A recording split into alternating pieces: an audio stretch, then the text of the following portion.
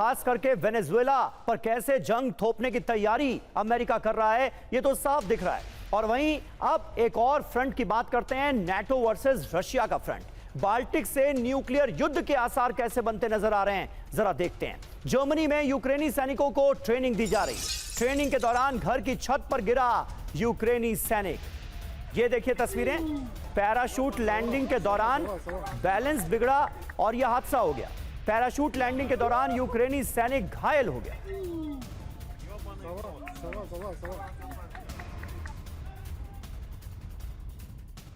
तो बाल्टिक सी में नाटो की एंटी सबमरीन वॉरफेयर ड्रिल चल रही है। स्वीडन ने मर्लिन कोड नेम से शुरू किया सीक्रेट सैन्य अभ्यास। ड्रिल में जर्मन, स्पेनिश सबमरीन और नाटो शिप शामिल हैं।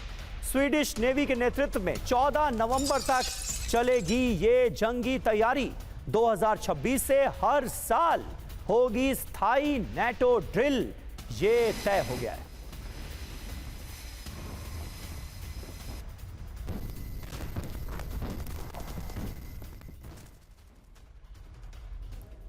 UEM Jaipur is a perfect target for prospective students aspiring for good jobs, good education with future-ready skills.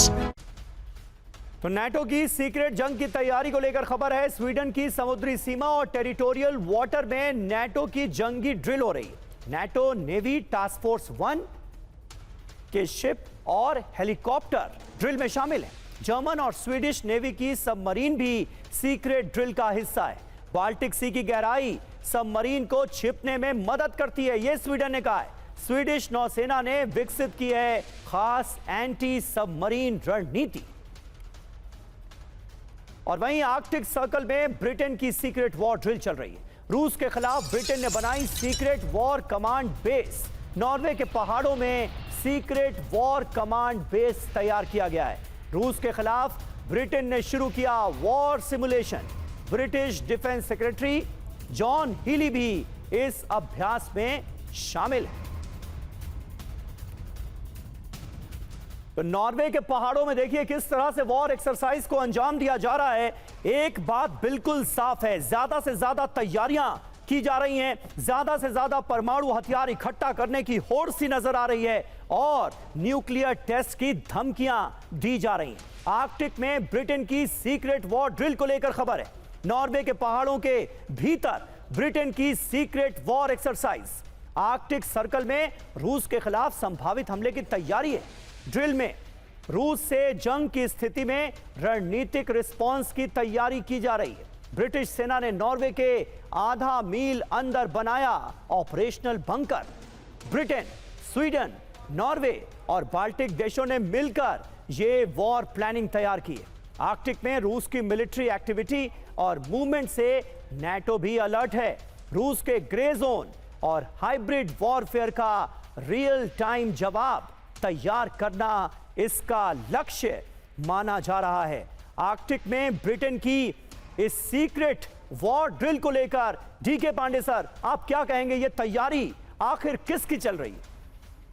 देखिए, बहुत ही महत्वपूर्ण है कि पहले भी आपने जिक्र किया था कि आर्कटिक से और बाल्टिक रीजन में पूरा एक्टिवेट किया जा रहा है। मूवमेंट बहुत ज्यादा नहीं है, लेकिन रीइंफोर्समेंट किया जा रहा है ताकि किसी प्रकार के अगर ऑफेंसिव होता है तो उसका सामना करने के लिए नाटो फोर्सेस तैयार रहें। हाँ। और इनके बीच में देखिए, जब फोर्सेस मल्टीनेशनल फोर्सेस इकट्ठा होती है, उनके बीच में कोऑर्डिनेशन एक बहुत बड़ा चैलेंज होता है। और उस चैलेंज उसी को एड्रेस करते हुए जो हम देख रहे हैं कि डिफरेंट पॉकेट्स में जो है वो वॉर ड्रिल्स हो रही है ताकि लोगों के जो कॉन्सेप्ट ऑपरेशंस हैं वो क्लियर हो जाए और उनको जो भी कुछ नए सिस्टम्स इंट्रोड्यूस किए गए हैं उनके ऊपर उनको कैसे हैंडल करना है, उसको डिसीजन मेकिंग में कैसे लाना है, वो उस पर जो है महारत हासिल हो। लेकिन कुल मिलाकर देखें, और एक और चीज मैं बता दूं कि फिनलैंड में भी एक कमांड एंड कंट्रोल सेंटर नया खोला गया है। P8 जो है अमेरिकन जहाज पिजोरियन को पूरा सर्वेलेंस पर रखाया गया लगातार, ताकि जो भी ऑपरेशन स्ट्रेटेजिक डेवलपमेंट हो रहे हैं उस इलाके पर उस पर पूरी नजर रखी जाए और साथ में किसी प्रकार की जो तैयारियां हैं उसे करनी है तो उसे किया जाए। लेकिन ध्यान रहे कि एक भी गोली चलने की उम्मीद नहीं है मुझे, क्योंकि ये बेसिक लड़ाई जो है वो रशिया और यूक्रेन के बीच में है। उसके बाहर अभी तक अगर होना होता तो देखिए 3 साल से अधिक हो रहा है समय रशिया यूक्रेन के वॉर को, और उसके बाद भी कोई नतीजा नहीं आ रहा है, और वो केवल मात्र अग्नि में आहुति देने का काम किया जा रहा है। तो ये उसी का एक हिस्सा मात्र है, और कोई निर्णय होगा या कोई डिसीजन आ जाएगा, डोनाल्ड ट्रंप कुछ जो है वो कर पाएंगे और वो पीस ड्रिल करा के वॉर अपना नोबेल प्राइज ले पाएंगे, कुछ ऐसे हालात लगते नहीं है। क्योंकि पुतिन के इरादे बड़ा क्लियर है कि जो उन्होंने ऑब्जेक्टिव है उसको उनको हासिल करना ही है।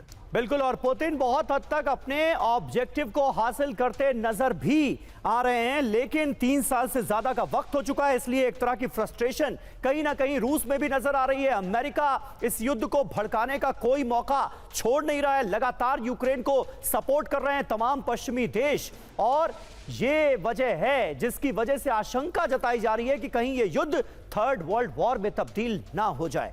एक बार फिर पाकिस्तान वर्सेस अफगानिस्तान के फ्रंट पर लौटते हैं, जहां मुनीर की सेना में कोहराम मचा हुआ है। बलूचिस्तान में आम लोगों की हत्या कर रही है पाकिस्तान की बदनाम सेना। कैच में पाक सेना पर 4 लोगों की हत्या का आरोप लगा है। बलूच यकजहती समिति का पाक सेना पर निशाना।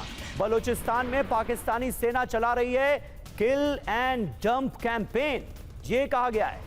BYC के दावों पर बलूचिस्तान पोस्ट की ये रिपोर्ट सामने आई।